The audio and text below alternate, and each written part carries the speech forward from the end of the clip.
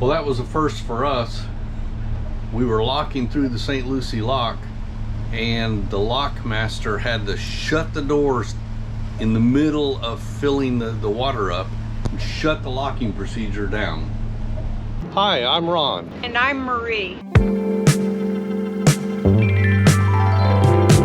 10 years ago, we bought a broken down trawler for $4,000. And nothing worked, not even the kitchen sink. After a lot of hard work and help from our friends and family, we moved aboard Elixir full time. And now we are cruising this old boat while the work and fun continues. So subscribe and give us a like and come along with us, cruising this old boat.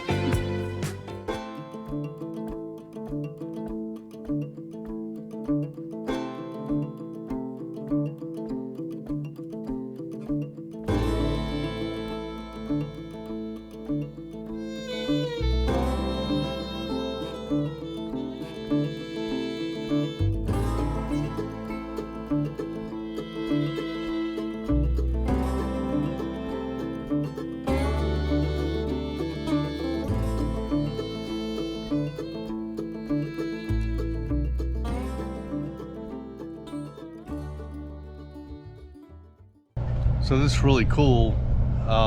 We've been traveling for about a week, and I got a message today from our friends Dominic and Tammy, and they said they were traveling north from the Keys. We're traveling south from Georgia, and they said they're staying the night at Jensen Beach. Where are we at?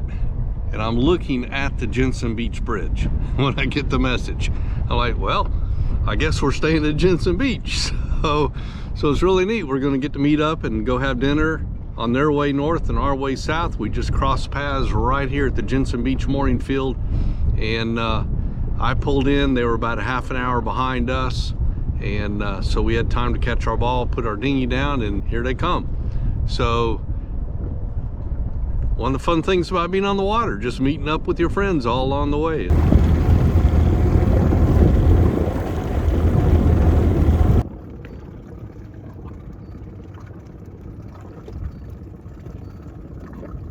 We are in Jensen Beach, Florida, and it is day 34 of our trip from Brunswick, Georgia to Tulsa, Oklahoma.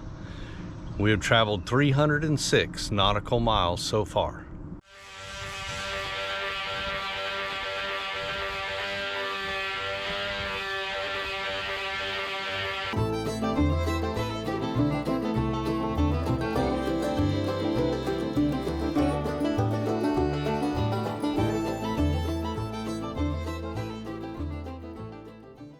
We are at the Port St. Lucie Lock Marina and Campground. It is day 40 of our trip to Oklahoma, and we have traveled 327 nautical miles. So last night we had a really good time going out to dinner with Fred and Jenny, and it's funny how it all came down. Fred was dealing with an issue on his boat, and so he went searching on the internet, as we all do, to try to find answers. And he stumbled on one of our videos. So he's watching the video to see if he could get some ideas out of that on how to fix his problem.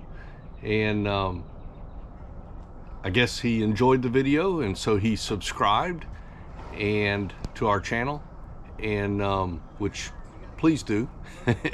And anyway, he no sooner did he subscribed, but later that day we pulled in. They were tied on to some dolphins, and we pulled in to dolphins right in front of them and tied up to the same dolphins, and the same set of dolphins. But anyway, so he looks out his window, and there we are. And he had just finished watching one of our videos and subscribing earlier that day.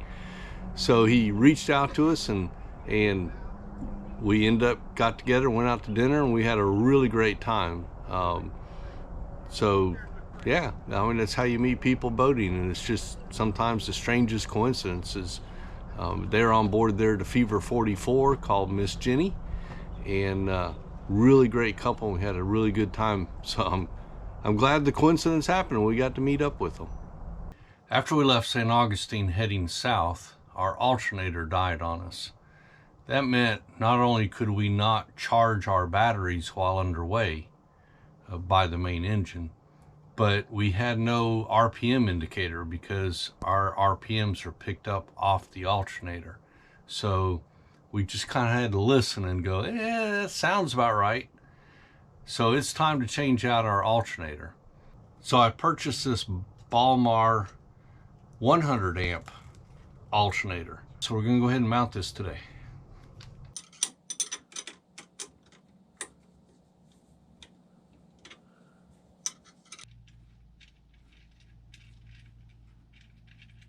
We were in the St. Lucie Lock, St. Lucie South Lock in Florida, and there was two small boats in front of us, one to the port and one to the starboard walls, and the one on the starboard wall, they were just holding on to the lines. Normally what we do is we just pull the line through our house pipe. That's the hole on the side of the boat for you non-boaters, and do one little, go over one side of a cleat. The lady was at the bow of the boat, and she couldn't hold on to the line when the water started gushing through. The water was maneuvering the boat, and she kept trying to hold on, and the line was slipping through her hands, and I'm sure she's glad she had on gloves at that situation, at that point. And she got to the bitter end of the line and could not hold on any longer, so she called her husband. He was at the stern, and he was doing the same thing, just holding on to the line. And so he went forward and grabbed her line. Oh my goodness. Oh my goodness, we're gonna have a problem. Well, when that happened, his line, he didn't cleat his line off. So when that happened, the back of the boat went swinging out. It was just a mess. I mean, it was just going forward and backwards and forward and backward. The boat on the other side, the lady was having a problem holding hers as well. She was holding the lines the same way. They finally had to move their boat forward to get out of the way of the boat that was free of the side of the dock and the side of the lock. And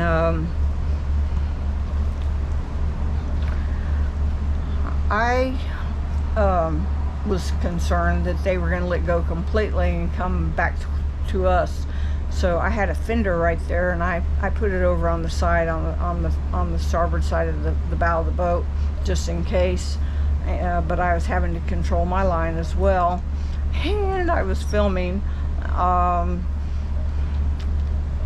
I know they were probably self-conscious that I was filming, and I was self-conscious that I was filming them, and they knew it.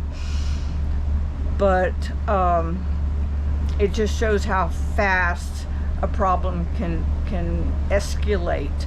The lockmaster had to close the gates on the lock to stop the water from coming through, and so they could get their boat under control.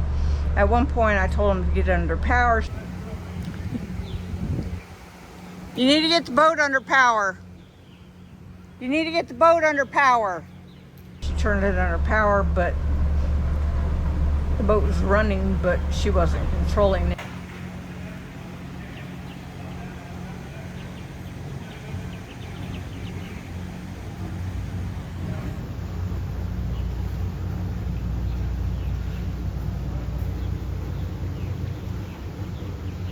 And she went to the bow of the boat, and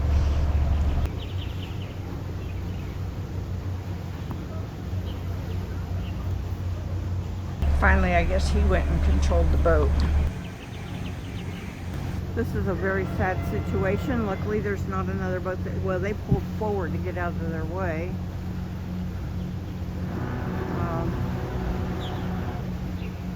She's using her thrusters to try to, or he's using the thruster trying to get it under control.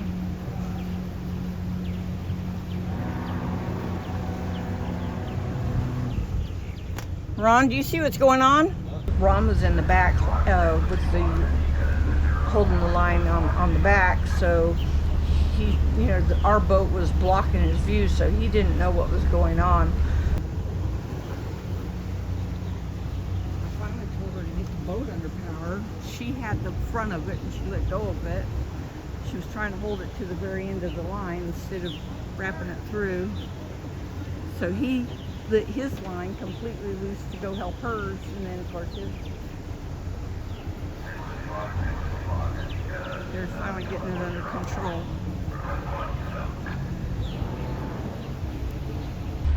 Anyway, afterwards, all I wanted to do was scream, which that's not normal for me to want to do that, but I had so much stress built up in me.